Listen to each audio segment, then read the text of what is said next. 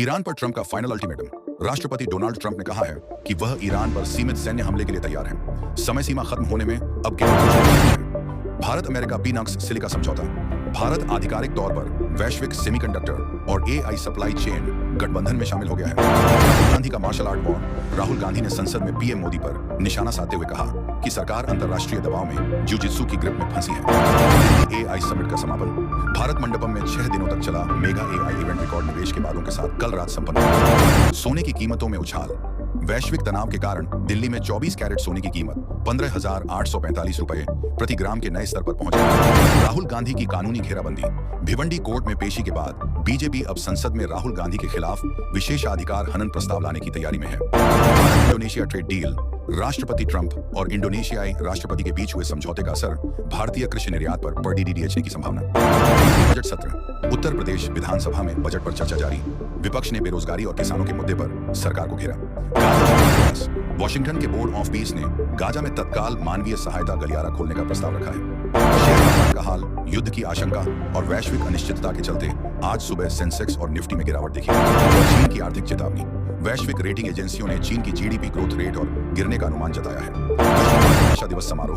कल मनाए गए मातृभाषा दिवस के बाद आज कई राज्यों में स्थानीय भाषाओं को शिक्षा में अनिवार्य करने की घोषणाएं हुई। मीटा का भारत में निवेश।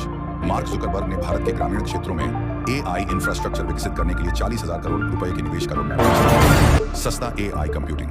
सरकार ने घोषणा की है कि भारतीय स्टार्टअप्स को 65 रुपये प्रति घंटा की दर से जीपीयू एक्सेस आज से मिलना शुरू हो जाएगा। ओपनएआई का नया मॉडल। सैम ऑल्टमैन ने भारत के लिए विशेष रूप से डिजाइन किए गए बहुभाषी एआई मॉडल के बीटा टेस्टिंग की घोषणा की। ओलंपिक 2036 की बिड। भारत सरकार ने 2036 ओलंपिक की मेजबानी के लिए अहमदाबाद गांधीनगर को मुख्य वेन्यू के रूप में शॉर्टलिस्ट किया है। राहुल गांधी के समर्थन में कुछ किसान यूनियनों ने भारत अमेरिका व्यापार समझौते के खिलाफ दिल्ली कूच की चेतावनी दी है। Cricket team India update. Australia दौरे के लिए भारतीय टीम की घोषणा आज शाम तक होने की संभावना है। ग्रीनलैंड के बाद ट्रंप ने यूरोपीय देशों के दबाव के बाद ग्रीनलैंड से जुड़े व्यापारिक शुल्कों में डील देने का संकेत दिया है। पेट्रोल।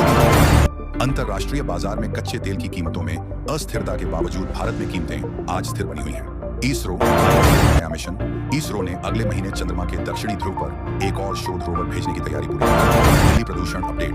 दिल्ली में फरवरी के अंत में भी धुंध का असर बरकरार। AQI अभी भी खराब श्रेणी में दर्ज किया गया। खबरें। एक बड़ी अमेरिकी टेक कंपनी ने एआई ऑटोमेशन के चलते भारत में अपने 2000 कर्मचारियों को हटाने का संकेत दिया है। बॉलीवुड फिल्म एआई रिवॉल्यूशन ने अपने पहले वीकेंड में 150 करोड़ रुपए का आंकड़ा पार कर लिया।